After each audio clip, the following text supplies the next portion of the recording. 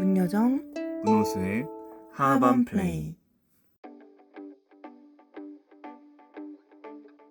지난 영상에서 5번의 프로필 촬영 중 4번의 촬영 사진만 보여드렸었는데요. 오늘 나머지 하나의 촬영, 이시우 작가님과 함께한 사진을 소개해드리려고 합니다. 27살이었고요. 그러고 보니 군대 가기 전 마지막 촬영이었네요. 벚꽃이 예쁘게 피어있는 봄에 야외에서 촬영을 할 수 있어서 더 기분 좋은 촬영이 되었던 것 같습니다.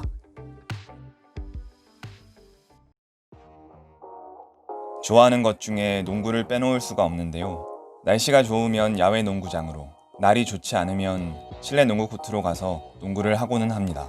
고등학교 때 친구들하고 종종 만나서 같이 농구를 하고 맛있는 걸 먹으러 가기도 하고 혼자 공을 들고 나가기도 합니다. 제가 어릴 때부터 공을 정말 좋아해서 거실에서 공에 한번 열중하면 혼자 엄청 열정적으로 놀아서 엄마가 공을 뺏기도 하고 너는 전생에 왠지 강아지였을 것 같아.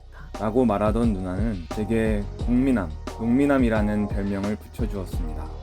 얼핏 듣기에는 미남인 것 같지만 사실은 공에 미친 남자, 농구에 미친 남자라는 의미를 담고 있다고 합니다. 근데 정말 제가 생각해도 저는 왠지 전생이 있다면 강아지였을 것 같아요. 공에 집중을 하고 있으면 세상에 공과 나만 있는 듯한 그 느낌이 참 좋습니다. 농구 코트에서 삐빅대는 농구화 소리, 공이 통통 튀어오르는 소리, 공이 사악 공기를 가르고 그물망을 출렁이는 소리 사이에서 살아있는 느낌을 받게 됩니다. 그 순간이 저는 참 행복합니다. 저의 요리 선생님 노사쌤이 선생님의 쿠킹 스튜디오에서 출간 기념회를 열자는 제안을 해주셔서 연희동 라쿠치나 디 로사에서 출간 기념회를 갖게 되었습니다. 1월 말이었어서 따뜻한 뱅쇼를 끓이고 선생님이 만들어주신 시칠리아 요리를 나누며 책 이야기를 시작했는데요. 처음으로 열리는 자리여서 그랬는지 안녕하세요. 저는 작가 문여정입니다. 라는 인사도 있고 이제 시작하겠습니다.는 말로 시작해버렸습니다. 이게 복층이었어요. 복층이고 들어가면은 저는 그래서 멤버스 라운지룸이니까 차랑 이런 거 다 그냥 마실 수 있나 보다 했는데 그냥 다 돈 받더라고요. 그래서 뭔가 조금 아쉬웠지만 근데 저기 가서 하여튼 저는 저 2층에 올라가는 거를 되게 좋아했는데요. 저기 앉아가지고 이렇게 맞은편을 보면 저 복층 높이만큼의 기다란 창이 있고 그 기다란 창에 이렇게 나뭇잎이 이렇게 흔들리는 거를 볼 수가 있었어요. 바닥에 있는 은행잎하고 빗물하고 그다음에 신호등 색깔하고 차의 그런 후미등 이런 색깔들이 저렇게 막 어우러져서 정말 예쁜 그런 파리의 모습을 자아내고 있더라고요. 그래서 비가 계속 와서 어떻게 집에 가지? 그래서 난감한 와중에도 진짜 참 예쁘다. 예쁜 모습을 내가 보려고 나왔구나 그런 생각을 하면서 있었어요. 결국 집에 갈 때는 계속해서 얼굴을 닦고 그 처마 밑에 이렇게 비를 피하면서 결국 집에 갈 때까지 비가 계속 그치지 않아서 그 상태로 영화 클래식을 떠올리면서 집에 갔습니다. 옆에 조인성 오빠는 없었지만 뭔가 처마 입맛을 쉬어가는 대회 이런 느낌으로 혼자 생각하면 한 번은 런던 느낌으로 그리고 또 한 번은 파리의 느낌으로 북토크를 열고 싶다고 생각했는데요. 첫 번째 북토크는 좋아하는 티룸에서 크림티와 함께하면 좋을 것 같았습니다. 지난주에 영업이 종료된 염리동의 티룸 베이커스 베이크에서 스콘과 밀크티, 애플 크럼블과 정영김이 만들어준 에그 샌드위치를 나누며 이야기를 시작하였는데요. 북토크가 시작되기 조금 전에 바스에서 만났던 제가 사랑하는 고양이 토피를 닮은 고양이가 티룸의 문 앞에 쓱 하고 건너와 잠시 웅크리고 자리를 잡았습니다. 그 모습이 꼭 토피가 기운을 주고 간 것 같아서 신기해하며 첫 북토크를 열 수 있었습니다. 고마워 토피야. 할머님이 오셔가지고 주문을 받으시는 거예요. 잉글리시 브레이크퍼스트 정말 딱 그대로 토마토 뭐네 뭐 토마토 소세지는 뭐 머쉬룸은 뭐 빈스는 막 이런 식으로 하는데 저는 뭔가 정말 제대로 저렇게 B&B에서 주시는 잉글리시 브레이크퍼스트를 먹어보는 일이 처음이어가지고 다 예스를 한 거예요. 그래서 저렇게 다 들어갔어요. 저렇게 풍성한 저게 다 먹으면 칼로리가 굉장하다고 들었는데요.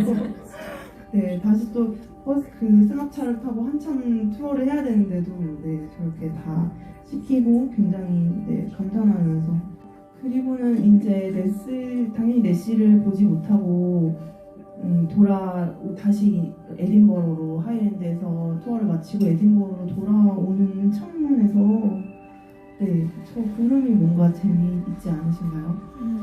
네, 제가 이렇게 그냥 멍하니 졸다가 다시 뭐 깨다가 이렇게 차창밖을 보는데 되게 그 내시를 닮은 구름이 있는 거예요. 그게 좀 재미있었어요. 저렇게 진짜 저분이 눈이고 이렇게 입을 꼭 다물고 있는 것 같은. 네, 그래서 제가 혼자 있으니까 누구한테 말은 하지 못하고 이렇게 사진으로 담아서 진짜 신기하다. 나는 뭔가 내시를 본 것 같다라는 생각을 하면서 네, 투어를 마치고 돌아왔습니다. 책을 쓰는 동안 호수에게 나중에 북토크에서 눈물이 나는 순간이 분명히 있을 것 같아 라는 이야기를 했었는데요. 이 크림티 북토크에서 독자분들이 해주신 질문에 대한 답을 하다가 결국 조금 울컥하게 되었습니다. 여정을 계속할 수 있는 원동력, 새로운 일을 시작하는 마음가짐이나 스스로에 대한 믿음, 미래가 불안할 때 이겨내는 저만의 방법에 대한 질문이었어요. 여행을 하고 나서 돌아와서 계속 이 길로 갈 수 있을까? 가도 될까? 라는 불안이 좀 있었어요. 그리고 집에서도 빨리 이력서를 써라, 다시 취직을 해라 라는 압박이 있었고 그러면서 진짜 이력서를 쓰지도 못하고 또 글을 쓰지도 못하고 좀 그런 시간들이 있었거든요. 그러면서 제가 한국에 돌아와서는 술을 잘 많이 안 마셨는데도 살이 이렇게 붙더라고요. 그 스트레스가 정말 있는 것 같아요. 그래서 어떡하지라는 고민이 될 때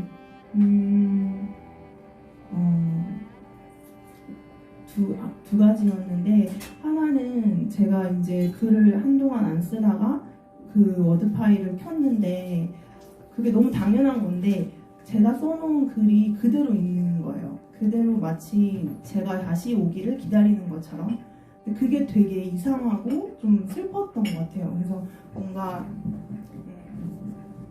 네, 그때 약간 좀 울었던 기억이 나가지고 아 그렇구나, 내가 다시 와서 쓰기를 계속 이어가기를 얘는 기다리고 있는데 나는 그렇지 못했구나 라는 생각이 들었던 것 같고 그러면서 뭔가 계속 어떻게든 이 글을 끝내야겠다라는 생각이 들었었고 그리고 그러면서 다시 제가 그 당시에 저를 찍었던 사진들을 봤는데 그 사진을 봤을 때 지금 넘기면 제 사진이 나오기 때문에 조금 이따 넘길 건데요.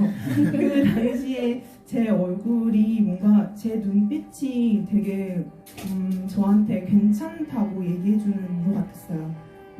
그 사람이 뭔가 그 잘못된 길에서 얻은 것이라는 챕터에 썼었는데 뭔가 그냥 내 몸이 이미 알고 있는 것이 있다고 저는 생각을 하거든요. 그래서 뭐 어떤 자기한테 좀 자기를 힘들게 하는 사람을 만나면 연애를 할 때 얼굴이 이렇게 상하게 되기도 하고 정말 얼굴이 더 피어나게 되기도 하고 그렇잖아요. 그렇게 뭔가 숨길 수 없는 표정과 얼굴이라는 게 있는 것 같아요. 그래서 뭔가 머리로는 아니야 라고 생각을 하려고 해도 그 내가 가지고 있는 거울에서 비치는 내 얼굴이 정말 나의 생각이 무엇인지를 보여준다고 생각하는데 그게 이게 제 인스타에도 나와 있는 사진인데 그때는 좀 더 살이 없죠.